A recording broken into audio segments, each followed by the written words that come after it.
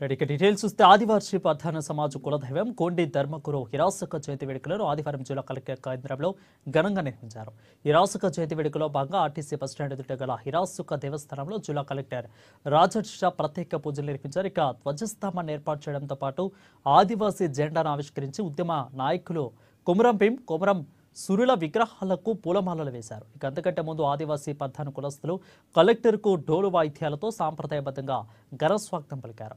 ఈ సందర్భంగా కలెక్టర్ మాట్లాడుతూ ఆదివాసీ ప్రధాన కులస్తుల సమస్యల పరిష్కారం కోసం తన వంతు కృషి చేస్తానని అన్నారు. ఆదివాసీ సంస్కృతి సాంప్రదాయాలకు ఎంతో విశిష్టత ఉందని, వాటి ప్రాశస్త్యాన్ని కూడా భావితరాలకు తెలియజెప్పేలా కృషి చేయాలని అన్నారు. ప్రకృతితో కలిసి ఉండే ఆదివాసీల సమస్యల పరిష్కారానికి పాటుపడతామని అన్నారు. వారికి సౌకర్యాలకు కూడా కల్పించే దిశగా ప్రభుత్వం చర్యలు తీసుకుంటుందని తెలిపారు. ఇటీవల జరిగిన నాగోపా జాతర సైతం విజయవంతంగా కొనసాగిందని తెలిపారు. రానున్న వేసవిని దృష్టిలో ఉంచుకొని తాగునీటి ఇబ్బంది తలెత్తకుండా ప్రత్యేక దృష్టి సారించినట్లు వివరించారు.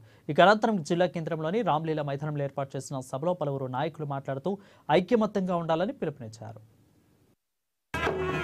అందరికీ నమస్కారం. ఈరోజు ఆదిలాబాద్ జిల్లాలో ఆదిలాబాద్ పట్టణంలో ఆదివాసీ ధర్మగురు గొండి సమాజ్ ధర్మగురు హీరాసుక గారు వారు జయంతి ఈరోజు అందరూ ఆదివాసీ నేతలు తర్వాత అధికారులు వారందరితో కలిసి ఈరోజు ఒక మంచి వాతావరణంలో జరుపుకోవడం జరిగింది. అందరికీ కూడా హీరాసుక గారు జయంతి శుభాకాంక్షలు కూడా తెలియజేస్తున్నాము. ఆదివాసీ సంప్రదాయం ఆదివాసీ సంస్కృతి చాలా పురాతనం, చాలా పెద్దయి. ఇందాక ఇక్కడ ఎవరైతే ప్రీస్ట్ ఉన్నారో వాళ్ళు చెప్తూ వారు ఎన్సెస్టర్స్ ఎప్పటి నుంచి ఉన్నారు, వారి ఎన్సెస్టర్స్ లీనియేజ్ ఎట్లా ఉంది, వారు ఎవరెవరికి పూజ చేస్తున్నారు. మేజర్గా ఆదివాసీ సంప్రదాయ ఆదివాసీ సంస్కృతి అంటే నేచర్తో చాలా కలిసి ఉంటుంది, నేచర్తో పాటు ఉంటుంది.